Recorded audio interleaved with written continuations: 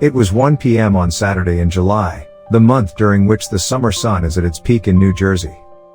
The humidity was high as a result of high temperature.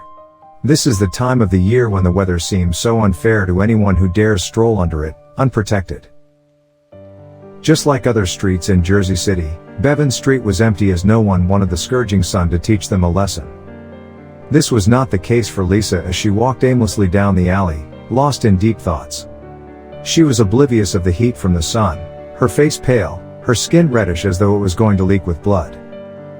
The 2.5 miles walk from West Side Avenue Light Rail Station felt like nothing to Lisa despite having walked for about 45 minutes. She literally lives in her mind at the moment, juggling through her thoughts, desperately looking for answers for her dilemma. She couldn't believe what she witnessed over an hour ago at Richard's apartment. Did he just propose to Barbara? Or did her eyes play with her mind?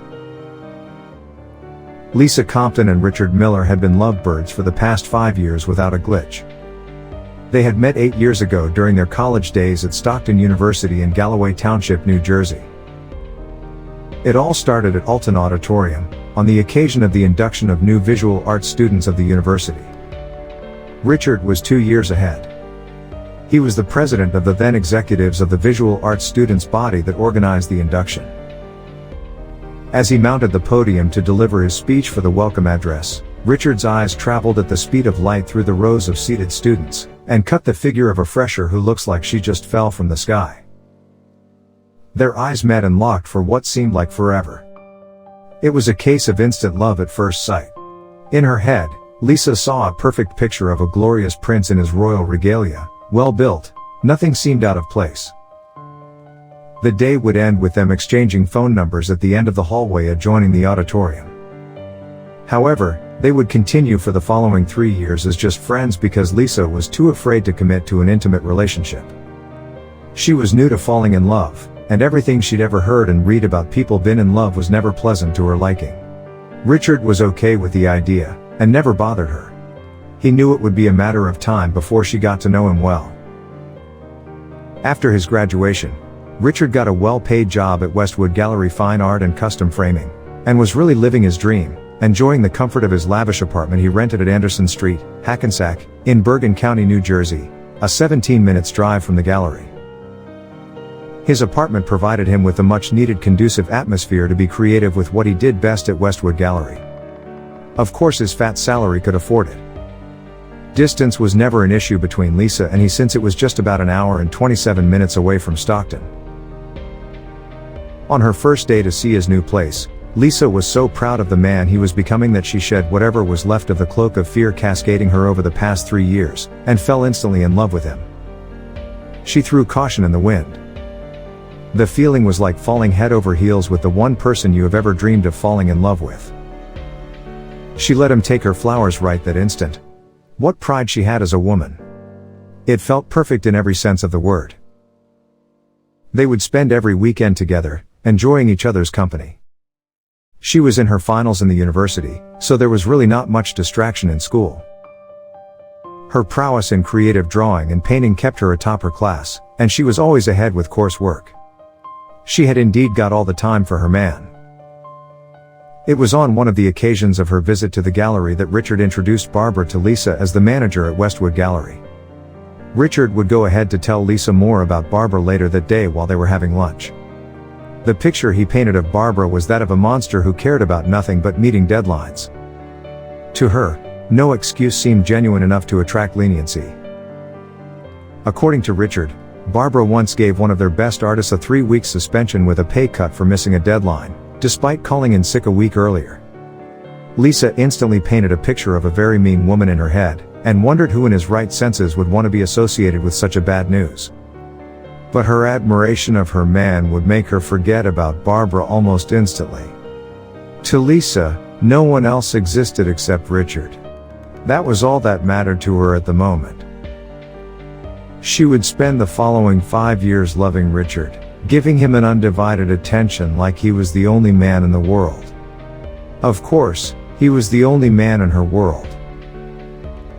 At graduation, she got a job offer at Venvy Arts Gallery in Jersey City, an offer she gladly accepted, with Richard giving her his full support every step of the way. She would soon relocate to Bevan Street so she would be very close to her workplace. Her apartment at 66 Bevan Street ensured she was just 16 minutes drive away from the gallery and 24 minutes drive from Anderson Street. Everything was going perfectly. Nothing mattered to her other than loving Richard. This was the exact picture of the world she painted in her head as a teenager growing up, who read more of romantic novels than she did other books.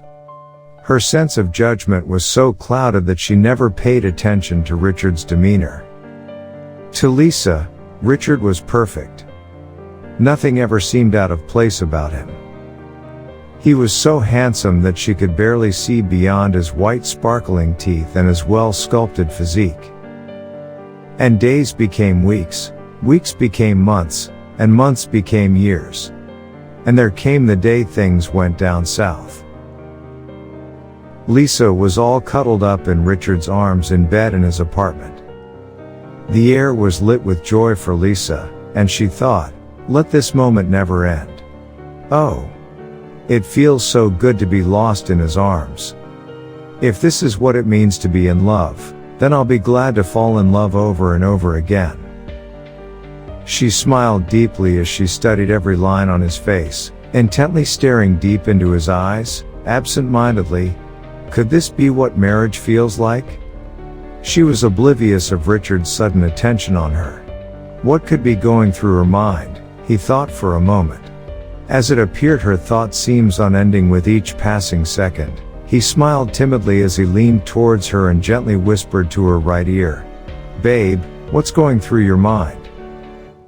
A split second passed and it appeared Lisa didn't hear him. She seemed far away in the fairy tale land. His smiles widened, exposing his dimples as he continued, a bit louder this time, gently touching her nose, studying her face from a breath away. "Are you sure you are still here with me?" Lisa felt awkward for a split second as she regained consciousness, and blushed, burying her face in his shoulder. It felt like he heard her thoughts. Richard gently eased off her, holding her face in his hands as he studied her flushed face, and asked quizzically, "Do you mind sharing?" Lisa hesitated but reluctantly replied with heaved sigh, "It's nothing. I was just staring at you." An awkward silence enveloped the atmosphere for a split second. Lisa broke the silence as she said, "Baby, ever thought of having kids?" The silence returned yet again. She stammered as she tried to brush off the awkward moment. "It's not like I'm asking." Before she could say anything else, a call interrupted. She excused herself to check her phone, and found out that it was her boss at Venvy Art Gallery. What could he want at this time of the weekend? She asked rhetorically as she showed her phone to Richard to have a view of who the caller was. "Well, let's find out," she said as picked the call. Her boss informed her that she was urgently needed at the gallery to make an emergency presentation to some prospective investors, as it appears she was the best they had. She looked at Richard, who was silently staring at her with a blank expression. She knew she couldn't disobey her boss, as that was an opportunity they had all been waiting for at the gallery, a big deal that could change the status quo, and earn her a promotion and a pay raise. But she just didn't want that beautiful moment with Richard to end. She was eager to know what the future holds for them. "What's next for us, Richard? Where are we taking this to?" was her thought as she stared silently at Richard. "Are you there?" asked the voice on the other end of the phone, knocking Lisa back to her senses. "I will be there, sir. Just give me 40 minutes. I'll be there and ready for the presentation," she said, and ended the call. As she turned to Richard, she said gently, "Baby, I'm sorry." Richard winked and waved dismissively at her without saying a word as he lay back on the bed. She smiled as she leaned towards him and placed a gentle kiss on his lips. "I'll be back before you know it," she said, and hurried to the bathroom.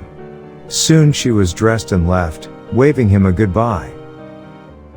Lisa was filled with excitement as she sat at the back of a taxi on her way back to Anderson Street, Hackensack.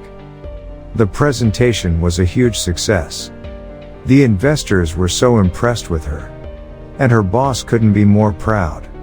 She just couldn't wait to share the good news with Richard. He had always been supportive and had always encouraged her to pursue her dreams. Well, this was it. She was climbing up the ladder so fast.